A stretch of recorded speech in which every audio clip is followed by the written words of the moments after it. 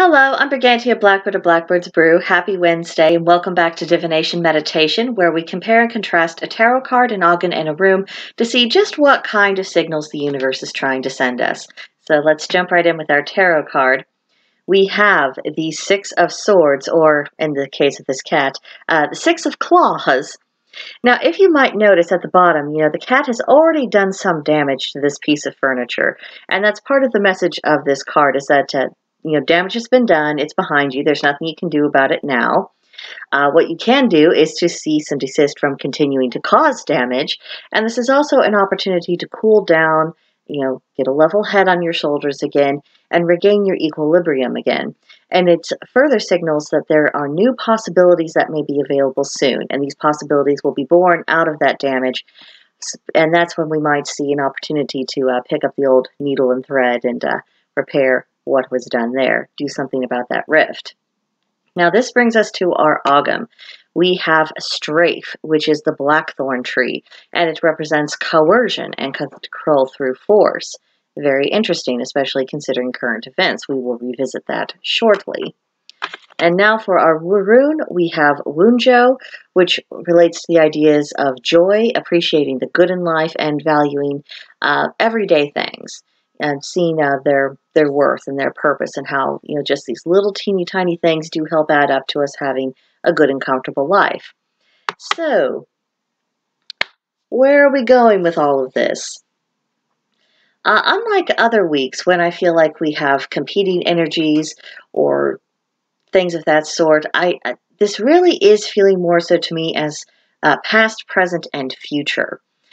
Which that's not something that has come up in these meditations before. Usually it's all kind of coalescing together or it's showing us different possibilities. But this time I do see just that pattern of past, present, future. The past, of course, with the Six of Swords is that damage has been done. And I think that's very evident. Everything we are experiencing right now, well, the seeds for that, they were planted many, many years ago. They were watered and tended through the years, and they popped up, and people warned that things might not turn out the way we would like them to, and they were ignored, and the plant got bigger and bigger, and then we are now harvesting what ultimately came of it, and lo and behold, we don't actually like what came of it, and it's not a good thing. However, because we can now recognize what has happened and what it has grown from, this is an opportunity for us to say, okay, this has happened. We're just going to have to deal with the consequences. And because we have learned that this train of thought and this way of doing things is not actually good for anybody, we can move away from that and we can start laying the groundwork for something that's going to be more agreeable and more sustainable. This brings me to the Ogam, which is very much the present of coercion and control through force. I don't have to tell you, I'm sure you've come across a news headline or seen a video about things that are going on in the Canada, United States, elsewhere.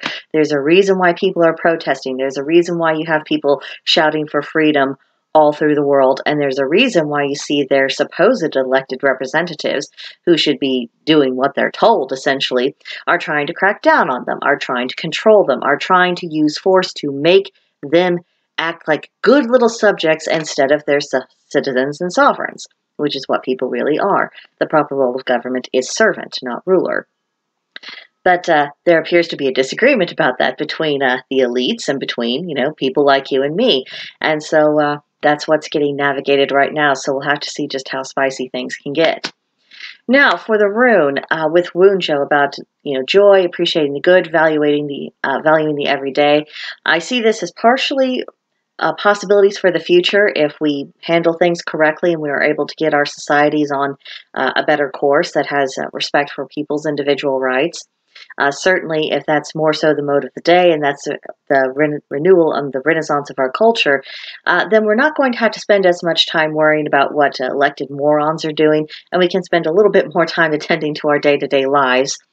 And because we've all been through so much, we probably do have a renewed appreciation for the blessings that we do have. Just being able to have a nice meal with your family, or, having a really great year with your gardening, or you painted the shutters a new color, and boy, that's really nice. Or you have a new coffee machine and it does such a good job, and it just makes the beginning of the day so much better, even if you are going to have to go off and do things that you don't really feel like doing. Because you have your coffee, things are going to be okay.